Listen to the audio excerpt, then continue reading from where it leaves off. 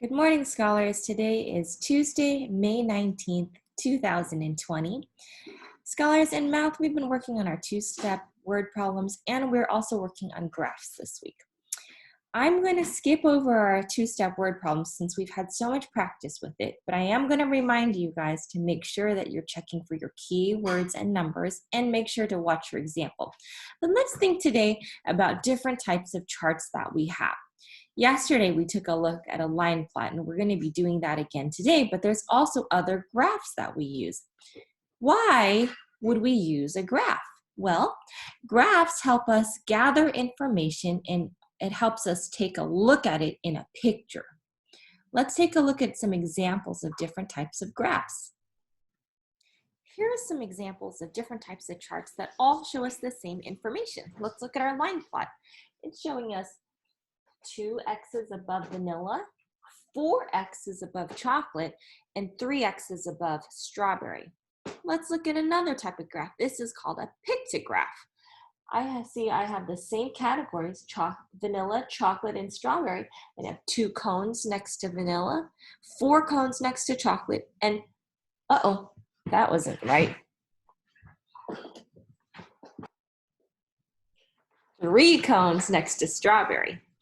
And now let's take a look at a bar graph. I'm seeing that there are 2 boxes above vanilla, 1, 2, 3, 4 boxes above chocolate, and 1, 2, 3 boxes above strawberry. Now all of these charts look a little bit different, but they show us the same information. What information do you think we're gathering here? You're right. Favorite ice cream flavors. So if we were looking at wanting to vote our class, telling how many people like different types of ice cream, we could look really quickly and on a picture to see which flavor people like the most. What do you think from these charts? Which one do we see happening the most? You got it. Chocolate has 4 votes. Doesn't matter if we see it in a line plot, in a pictograph, or in a bar chart. We can quickly see which one's the highest or which one has the most. Let's focus today on line plots. In our line plots, we're going to be showing information on a line. That's why it's called a line plot. A plot is it's taking up a spot on something. So we are going to be putting on X's onto our line plot to show things that people that's showing information. Sometimes it's things people like, sometimes it's the length of a pencil or a piece of yarn. It's just information that we're gathering. So let's take a look at some information that we could be gathering here. It could be as simple as a yes or no question. Well, in my family, I've been thinking about, since we've been home in our shelter in place, who has had a haircut? So the answer to the question would be yes or no. Have you had a haircut? Let's take a look at what that's going to look like on a line chart. Here's our title. Have you gotten a haircut? So the answer to the question is either going to be yes or it's going to be no. Now, when we're thinking about answering this question, we'd have to be sampling different people. That means we'd have to ask them the question to find out their answer.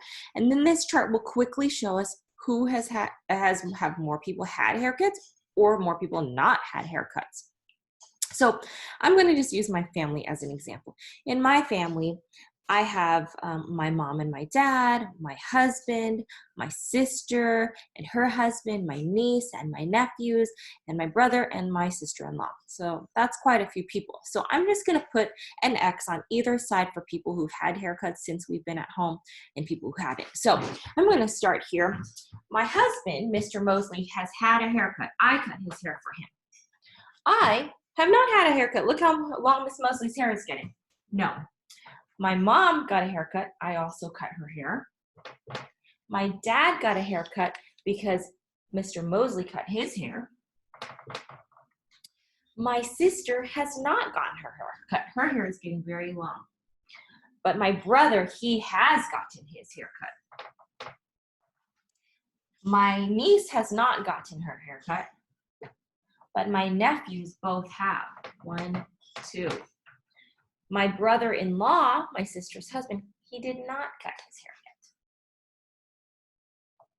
yet. And my sister-in-law, my brother's wife, did not cut her hair. So let's take a look. Who's gotten, who has more people gotten their hair cut or more people not gotten their haircut? Let's just look. Well, the yes column is higher. We have 1, 2, 3, 4, 5, 6 people who got their haircut, but only 1, 2, 3, 4, 5 people who haven't.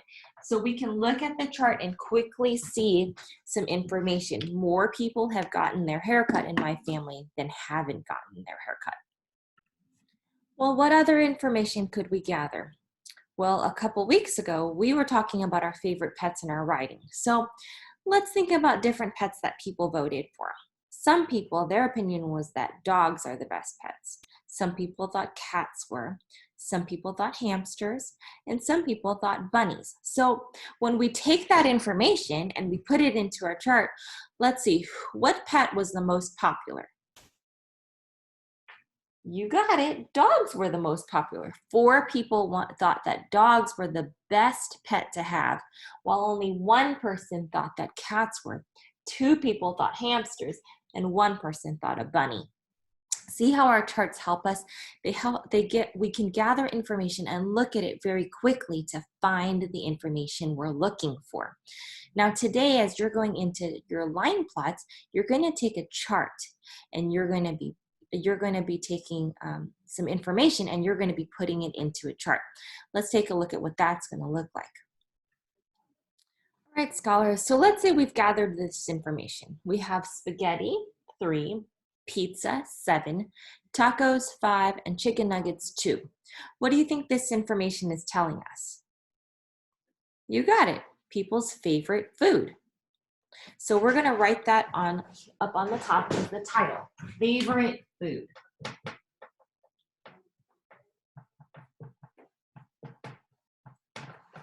All right, scholars, now we're going to take each of the different things people voted for, and where do you think we're going to put it? You got it. On a line chart, we're going to put it underneath the line to be able to show the different votes that people had. All right, so here they are written on to our line chart or line plot. Spaghetti, pizza, tacos, and chicken nuggets. Those are what people voted for. Now let's go ahead and plot our data. That means we're going to put our X's, dots, whatever we want to put on the chart to show what people voted for. So how many people voted for spaghetti? 3. So we're going to put 3 X's above spaghetti. 1, 2, 3. What about pizza? We have 7. 1, 2, 3, 4, 5, 6, 7. Tacos are 5. 1, 2, 3, 4, 5.